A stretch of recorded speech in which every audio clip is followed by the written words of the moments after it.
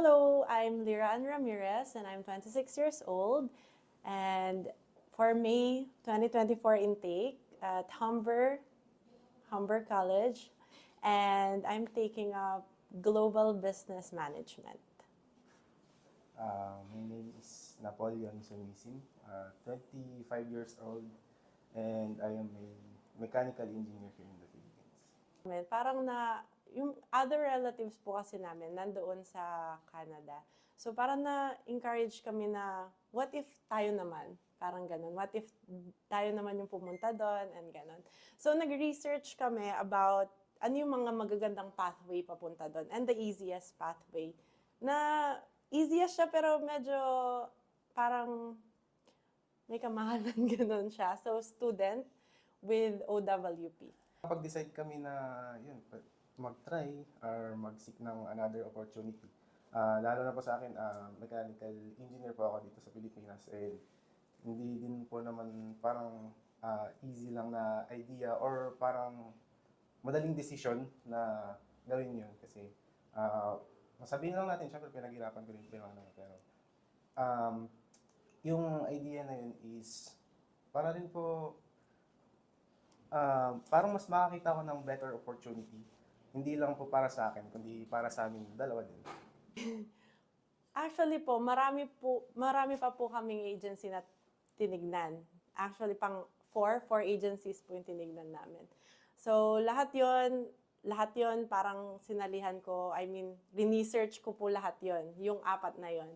And then, parang, hindi ko alam, kasi nowadays marami na pong nang-scam, may processing, and then, they will say they will process it, and then after that, di naman po talaga nila gagawin. And then, nagre-research po ako, then biglang nagpakita yung, Canada, future something.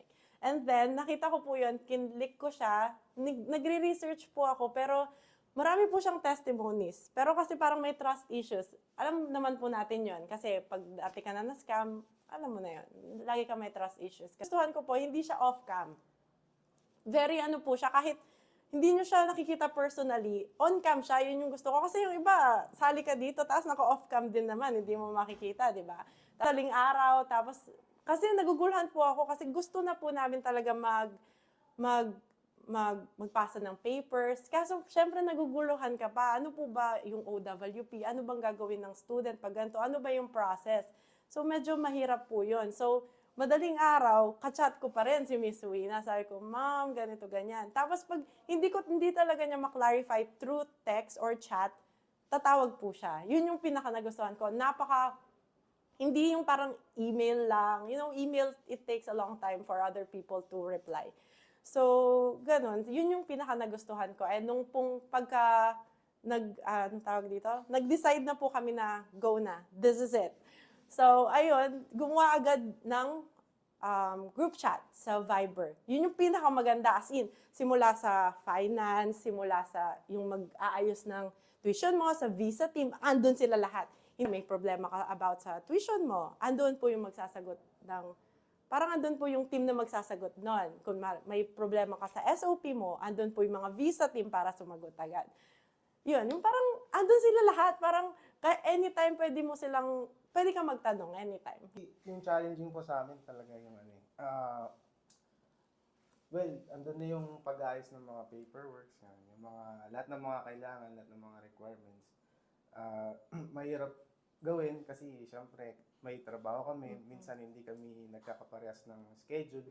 Tapos yung paggagawa ng paperworks minsan medyo hindi namin nagkakasabay, yung iba hindi nagagawa in time pero lagi naman namin na pina-prioritize kasi nga better opportunity. And one time, nagkaroon ng yung balita nga about doon sa January 22 yun, January 22, 2024. Alam ko yung oras na yun. As in, pagkalabas nung news na yun, chat talaga ako. Ma'am, yung OWP ko, hindi pa po lumalabas yung result ko nun eh. Maaga pa naman nun, pero na-stress na talaga ako nun that time. Parang sabi ko, ma'am, i-lodge nyo na kahit wala pa pong approval, ganito, ganyan. Sige na, G na natin. Tapos, basta, naguguluhan na po ako kasi ang nasa news in upcoming weeks, parang wala ng OWP. Eh, ang ina-apply po namin, yung pinag-usapan, is kasama ko dapat yung OWP ko po. And after nun, chinat ko talaga yung sa Viber. And then lahat naman sila nag-reply. Oh. Sabi nila, wala pa naman po, parang grayscale. And hindi lang yun yung ginawa nila. Ano pa po sila ng parang Zoom para mas i-clarify sa amin. Ganito. And yung pinakamaganda din doon is meron silang plan A, plan B. Hindi yung, eto na, ay ma'am, wala na. Kasi naglabas ng news, wala na. Yung maganda doon is nagbigay sila ng options. Pag ito ganito, ito yung gagawin natin. Pag ito ganito, ito yung gagawin natin. So meron silang plan A, plan B, plan C. Hindi ka nila iiwan na, sige, iiwan na lang natin yan. Kasi okay ka naman na eh. Hindi sila ganon. So, dito sa iCanada, hindi ka talaga nila iiwan. Yun talaga, para sa akin. Yeah, maganda rin kasi yung parang tutok sila sa'yo. Hindi ka nila papabayaan throughout the process. Yeah. Po. Yung sa akin muna po, yung sa student, so napakabilis, napaka-smooth nga ng process eh actually. Sobrang smooth. Parang simula lodging. Kasi naging choir po kami sa iCanada noong September.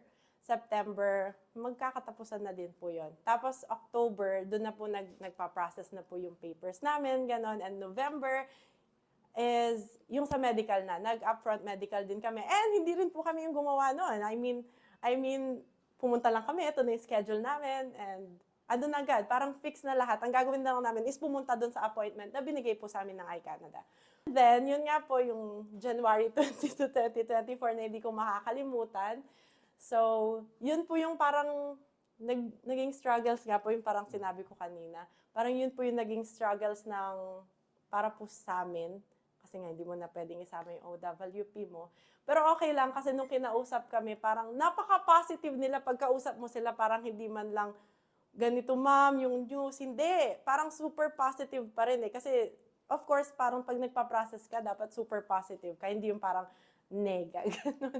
So, napaka-positive nila, parang lahat ng hindi ma'am, okay yan, kaya niyo yan, ganito, ma-approve yan, magdasal lang tayo, ganun. Tapos, after po nung parang meeting ng Zoom meeting nung na-explain na po lahat ng kailangan gawin and gano'n, kinabukasan lumabas na po. Parang February 1, 2024, na-approve na po agad. Hindi ko na alam anong mararamdaman ko nun. Ilang days lang. Tapos yung sa akin naman po na next na ni-lodge. Then yun, nag-biometrics ng February 23. And yun, okay na. Tapos waiting lang talaga eh. Tapos andun din naman yung parang andun talaga yung assurance na alam mo, parang hindi ka kinakabahan na kasi parang andun talaga yung assurance eh. Kasi iba talaga pag alagang iCanada. Tapos na-approve na siya agad. After 3 weeks lang po, na-approve siya agad. Parang nabaliwala lahat yung news na parang nakita namin yung lahat ng stress na nangyari. Parang nung na-approve siya, imagine after 3 weeks na-approve siya. Yung expected po namin, parang month, 2 months, ganun pa po. Pero yun, super smooth. Yeah, yun ang sarap sa feeling. Kasi parang, yung inaantay mo, parang nabunutan ka ng tinik. Yeah. First sa amin po, dapat yung sa decision na gano'n, as one kayo, dapat pares kayo talaga na yung goal nyo, iisa lang. Yung talagang magpupursige kayo na para makamit para makapunta ng Canada. Po sa akin, kung gusto nyo magandang agency, iCanada talaga kayo. Huwag na kayong hanap ng iba. Promise. Coming from me na sobrang matrust issue po kasi talaga akong tao. Kaya parang naghanap talaga ako ng agency na nandyan lagi. Kasi gusto ko yun. Clingy ako eh. Kasi gusto ko lagi sila nandyan. Yung parang kahit anong tanong ko, andyan sila. Tsaka pag iCanada ka kasi hindi ka parang pagdududahan, ganun. Hindi mo sila pagdududahan, baka na-scam ako. Kasi may update sila every time eh. Ma'am, eto na po. Okay na po, ma'am. Eto na-lodge na po. Meron silang update. So, hindi ka mangangamba na, baka hindi nila na lodge, ganito, ganyan. So, para sa akin, kung maghanap kayo ng agency, wag na kayo palang humanap ng agency, iCanada, future solution na lang talaga kayo. And, yun, kung gusto nyong kampante lang, chill lang na agency, dyan talaga kayo. And, of course, be positive always and always pray kasi yun na lang po talaga magagawa natin. Pag na-lodge na yan, wala na. Dasal-dasal na tayo. So, yun lang. So, very thankful po talaga kami dahil na-approve na kami. And thank you so much, iCanada. And see you in Canada. Very thankful po kami sa support na binibigay po nila lagi sa amin dalawa. Kasi alam po namin na andyan lang po lagi sila, nakasuporta. And yun, thank you po. Thank you. Congrats.